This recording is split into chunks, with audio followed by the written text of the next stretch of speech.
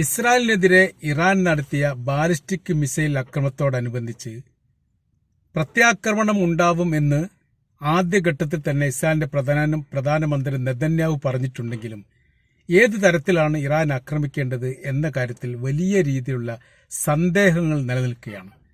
ഇതിനോടനുബന്ധിച്ച് ഈ അമേരിക്കയുടെ പിന്തുണ പോലും ഈ കാര്യത്തിൽ ഇല്ല എന്നുള്ളതാണ് കൃത്യമായിരിക്കുന്ന സത്യമായി പുറത്തുവരുന്നത്. അപ്പോൾ ഇസ്രായേലിനെ ആക്രമിച്ചു കഴിഞ്ഞാൽ തങ്ങൾ അതിൽ പ്രത്യാക്രമണം നടത്തും, അല്ലെ പ്രതിരോധം ഉണ്ടാക്കും, ഇസ്രായേലിന്റെ സംരക്ഷണവുമായിട്ട് ബന്ധപ്പെട്ട എല്ലാ കാര്യവും തങ്ങൾ ഏറ്റെടുക്കുമെന്നൊക്കെ വലിയ വീമ്പ് പറച്ചിൽ മുമ്പേ അമേരിക്ക നടത്തിയിട്ടുണ്ടെങ്കിലും പൊടുന്നിനെ ഉണ്ടായിരിക്കുന്ന ഇറാന്റെ ആക്രമണം എന്ന് പറയുന്നത് അക്ഷരാർത്ഥത്തിൽ ഇസ്രായേലിനെയും അമേരിക്കയും ഞെട്ടിച്ചിരിക്കുന്നു എന്ന് മാത്രമല്ല, അവരുടെ നടുവൊടിക്കുകയും ചെയ്തിരിക്കുന്നു എന്നുള്ളതാണ് യാഥാർത്ഥ്യം. ഇപ്പോഴത്തെ നിലവിലെ സാഹചര്യം എന്ന് പറയുന്നത് ഇറാന്റെ ആണവ കേന്ദ്ര മേഖലയിലേക്ക് തങ്ങൾ ആക്രമിക്കും എന്ന് ചില പ്രാദേശികമായിരിക്കുന്ന ചില അഭിപ്രായങ്ങളൊക്കെ ഇസ്രായേലിനെ പ്രതിനിധീകരിച്ച് പുറത്തു വരുന്നു. പക്ഷേ ഈ ഒരു ആക്രമണം ഉണ്ടായാൽ അതിന്റെ പ്രത്യാക്രമണം എത്രത്തോളം കനത്തതാണ് എന്നുള്ളതും ഏത് തരത്തിലാണ് തങ്ങളുടെ രാജ്യത്തെ ആക്രമിക്കുക എന്നുള്ള കാര്യത്തിൽ ഇപ്പോഴും ഇസ്രായേൽ സർക്കാരിനോ പ്രതിരോധ സംവിധാനത്തിനോ ഒരു ഏകോപനത്തിലെത്താൻ സാധിച്ചിട്ടില്ല എന്നുള്ളതും ഈ ഒരു കാര്യത്തിന് അമേരിക്കയുടെ പിന്തുണയില്ല എന്നുള്ളതും വലിയ രീതിയിലുള്ള പ്രയാസം തന്നെയാണ് ഇസ്രായേലിന് സൃഷ്ടിച്ചിരിക്കുന്നത്.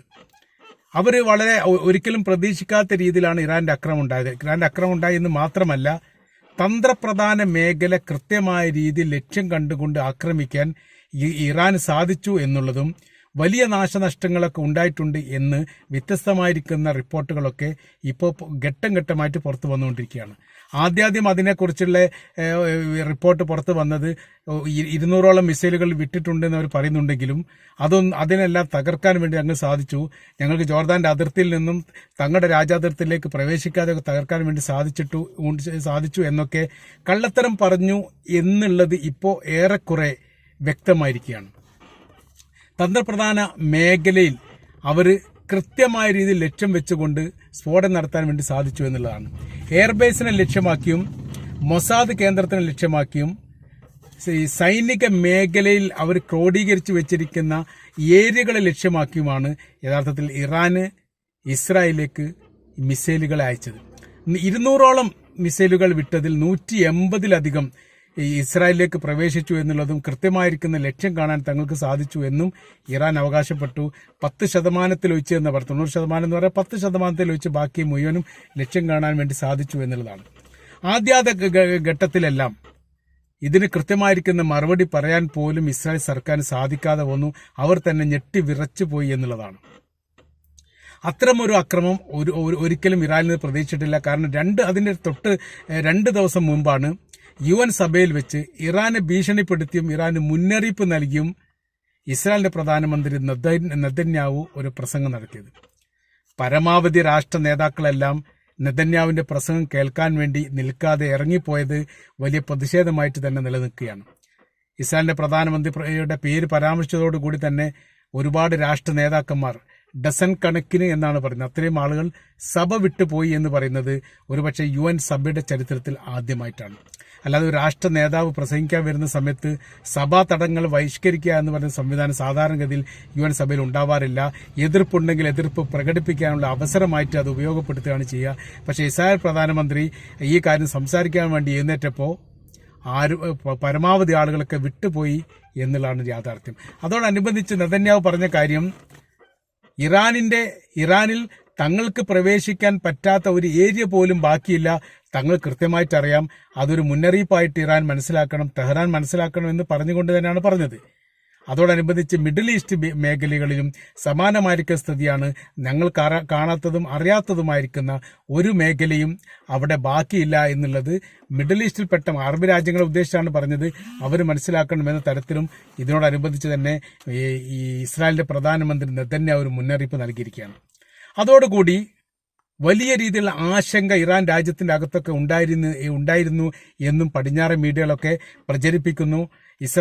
ഇറാന്റെ ആത്മീയ നേതാവായിരിക്കുന്ന ആയത്തുള്ള അലി ഖംനിയെ ഒരു വലിയ സുരക്ഷാ സംവിധാനത്തോട് കൂടിയിട്ട് ഒരു ഒളിവ് സങ്കേതം പോലെയുള്ള സ്ഥലങ്ങളിലാണ് ഇപ്പോൾ താമസിപ്പിക്കുന്നത് എന്ന തരത്തിലൊക്കെ റിപ്പോർട്ടുകളൊക്കെ പുറത്തു വന്നിരുന്നു.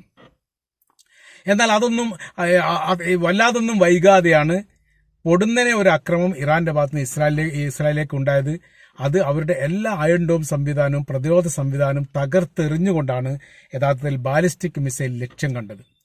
അത് 2000 കിലോമീറ്റർ വൈദൂരമാണ് ഇറാനിൽ നിന്ന് ഇസ്രായേലിലേക്കുള്ള ദൂരം.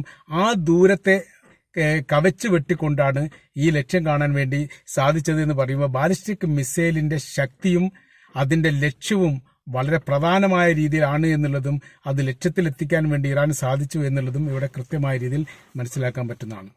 അപ്പോൾ ഇവിടുത്തെ വിഷയം എന്ന് പറയുന്നത്, അതിന്റെ ശേഷം കഴിഞ്ഞ ദിവസമാണ് ഇറാന്റെ ആത്മീയ നേതാവ് ജുമ പ്രഭാഷണത്തിന് വേണ്ടി തെഹ്റാനിലെ അന്താരാഷ്ട്ര മസ്ജിദിൽ എത്തുന്നത്.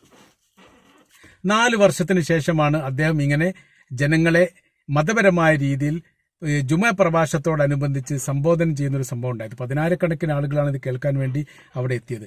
അപ്പോൾ തന്നെ അദ്ദേഹം അങ്ങനെ ഒളിഞ്ഞു നിൽക്കുകയല്ല, അദ്ദേഹം അങ്ങനെ ബങ്കറുകൾ ഒളിച്ചിരിക്കുകയല്ല എന്നുള്ളതും കൃത്യമായ രീതിയിൽ പുറത്ത് വന്നുകൊണ്ട് തന്നെയാണ് സംസാരിക്കുന്നത്. അല്ലെങ്കിൽ അങ്ങനെ ഒളിഞ്ഞു നിൽക്കുന്നു എന്ന് പറയുന്നത് വെറുതെയാണ് എന്നുള്ളത് വ്യക്തമാക്കുക കൂടിയാണ് യഥാർത്ഥത്തിൽ അവിടെ ഈ ഇറാന്റെ ആത്മീയ നേതാവ് ചെയ്തിരിക്കുന്നത്. അപ്പോൾ അവരവിടെ വെച്ചിട്ട് നിലപാട് പറഞ്ഞിട്ടുണ്ട്. തീർച്ചയായിട്ടും ഇസ്രായേലിന്റെ മേലുള്ള ആധിപത്യം തങ്ങൾക്കുണ്ടാവുമെന്നും അതിന് അറബ് രാജ്യങ്ങൾ ഏകോപിപ്പിച്ച് നിൽക്കണമെന്നും അറബ് രാജ്യങ്ങൾ ഏകോപിച്ച് നിന്നാൽ ഈ ഇസ്രായേലിനെ പരാജയപ്പെടുത്താൻ മണിക്കൂറുകൾ മതി എന്നുള്ള ഒരു പരാമർശം, ഒരു രീതി പറഞ്ഞാൽ അറബ് രാജ്യങ്ങളെ കുറ്റപ്പെടുത്തിക്കൊണ്ടാണ് പറഞ്ഞത് എന്നും കൂടി പറയാൻ വേണ്ടി പറ്റും. പരമാവധി സമയങ്ങളിലൊക്കെ അറബ് ഭാഷയിലാണ് അദ്ദേഹം പ്രസംഗിക്കാൻ വേണ്ടി ഉപയോഗിച്ച ഭാഷ എന്നുള്ളതും സാധാരണഗതിയിൽ ഇറാനിയൻ ഭാഷയിലാണ് സംസാരിക്കാറുള്ളത്. ഇപ്പോൾ അത് അറബിയിലൂടെ അദ്ദേഹം സംസാരിച്ചു എന്നുള്ളൊരു പ്രത്യേകതയുണ്ട്. അപ്പോൾ നിലപാട് കാര്യങ്ങൾ വ്യക്തമായ രീതിയിൽ ഇറാന്റെ ഇത് പറഞ്ഞിട്ടുണ്ട്. മാത്രവുമല്ല, ഇറാന്റെ പരമാവധി മേഖലകളിലെല്ലാം സുരക്ഷാ സംവിധാനം ഒരുക്കിക്കൊണ്ടാണ് ഇസ്രായേലിനെ ആക്രമിക്കപ്പെട്ടത്. രാജ്യത്തിന്റെ അതിർത്തിയിലേക്ക് അക്രമ രീതി ഉദ്ദേശിച്ചുകൊണ്ട് ഏതെങ്കിലും രാജ്യം കടന്നു കയറിയാൽ ആ രാജ്യത്തുള്ള വിമാനങ്ങളെയോ അല്ലെങ്കിൽ ആ സംവിധാനത്തെയോ തകർത്തെറിയാൻ പാകത്തിലുള്ള സുരക്ഷാ സംവിധാനം രാജ്യത്തിന്റെ അതിർത്തി ഭാഗങ്ങളിൽ വിന്യസിച്ചുകൊണ്ടും അത് സംവിധാനിച്ചുകൊണ്ടുമാണ് യഥാർത്ഥത്തിൽ ഇസ്രായേലിനെ ആക്രമിച്ചത്. കാരണം ഇസ്രായേലിനെ ആക്രമിച്ചാൽ തിരിച്ചടി ഉറപ്പാണ്. തിരിച്ചടി ഇല്ലെങ്കിലും തിരിച്ചടി വന്നാൽ പ്രതിരോധിക്കാനുള്ള സംവിധാനങ്ങൾ വേണം. അതുകൊണ്ടാണ് ഇത് ഇത്ര ഏറെ നീണ്ടുപോയത്. വലിയ രീതിയിലുള്ള 2 മരണങ്ങൾ അവിടെ നടന്നു. ഒന്ന് ഹമാസിന്റെ നേതാവ് ഇസ്മായിൽ ഹനിയ തെഹ്റാനിൽ വെച്ച് കൊല്ലപ്പെടുന്നു. അതോടെ അതിന്റെ തൊട്ട് പിറകെയായി തന്നെ ഹമാസിന്റെ നേതാവ് ഈ ലെബനാനിൽ വെച്ച് കൊല്ലപ്പെടുന്നു. ഇത് രണ്ടും ഇറാനെ സംബന്ധിച്ചിടത്തോളം അവർക്ക് മാനസികപരമായ രീതി വല്ലാത്ത മുറിവേറ്റതാണ്. ലെബനാന്റെ നേതാവ് ഈ ലെബനാനിൽ വെച്ചാണ് ഈ ഹിസ്ബുള്ള നേതാവ് കൊല്ലപ്പെട്ടത് എന്നത് അവർക്ക് മറ്റൊരു രാഷ്ട്രത്തിൽ വെച്ച് മരണപ്പെട്ടു എന്ന രീതിയിലല്ല അവർ കാണുന്നത്. കാര്യമെന്ന് പറയുന്നത് 100% ഷിയ വിഭാഗത്തെ പിന്തുണക്കുന്ന, ഷിയ വിഭാഗത്തിന്റെ സംവിധാന കാര്യത്തിന് പിന്തുണ നൽകുകയും അതിനുവേണ്ടി ഇസ്രായേലിനെതിരെ യുദ്ധം ചെയ്യുകയും ചെയ്യുന്ന വിഭാഗമാണ് ഹിസ്ബുള്ള ഗ്രൂപ്പ്. അവർക്ക് ആയുധപരമായും സാമ്പത്തികപരമായും സൈനികപരമായും എല്ലാ തരത്തിലുള്ള സഹായം നൽകുന്നത് ഇറാനാണ്. അങ്ങനെ ഇരിക്കെ അവരെ ഒരു ചതിയിലൂടെ കൊലപ്പെടുത്തി എന്നാണ് പറയുന്നത്. പരസ്പരം വെടിനിർത്തലുമായിട്ട് ബന്ധപ്പെട്ട കരാർ വ്യവസ്ഥകളൊക്കെ ഉണ്ടാക്കിയതിന് ശേഷമാണ് യഥാർത്ഥത്തിൽ ഹിസ്ബുള്ളയുടെ മേഖല കേന്ദ്രീകരിച്ചുകൊണ്ട് വലിയ രീതിയിലുള്ള സ്ഫോടനം നടത്തിക്കൊണ്ട് ഈ ഹിസ്ബുള്ള നേതാവിനെയും അതിന്റെ കമാൻഡർമാരെയും കൊല്ലപ്പെട്ടു. ഒരു ഡസനോളം കമാൻഡർമാർ അന്ന് കൊല്ലപ്പെട്ടു എന്നുള്ളതാണ്. ഇത് വലിയ രീതിയിലുള്ള ഞെട്ടലാണ് ഇറാനെ തന്നെ ഉണ്ടാക്കിയിരിക്കുന്നത്.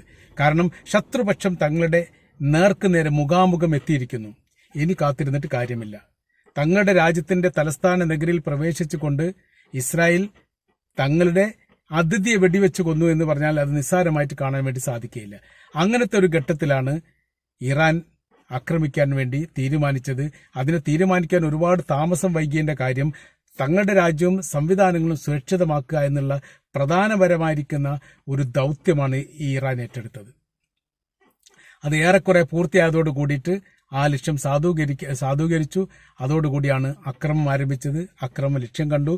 അതിന് പ്രത്യാക്രമണവുമായിട്ട് ബന്ധപ്പെട്ട കാര്യത്തെക്കുറിച്ച് ഒരു ഏകോപനം ഉണ്ടാക്കാൻ വേണ്ടി ഇപ്പോഴും ഇസ്രായേലിന് സാധിച്ചിട്ടില്ല എന്നുള്ളിടത്താണ് ഇറാന്റെ വലിയ വിജയം. ഇപ്പോൾ വീണ്ടും ഇറാന്റെ പ്രസിഡന്റ് ഭാഗത്തുനിന്ന് വന്ന് വേണ്ടി വന്നാൽ തങ്ങൾ ഇനിയും ആക്രമിക്കും എന്ന് പറയുന്നതോടുകൂടി വീണ്ടും പ്രതിസന്ധി രൂക്ഷമാവുകയാണ്.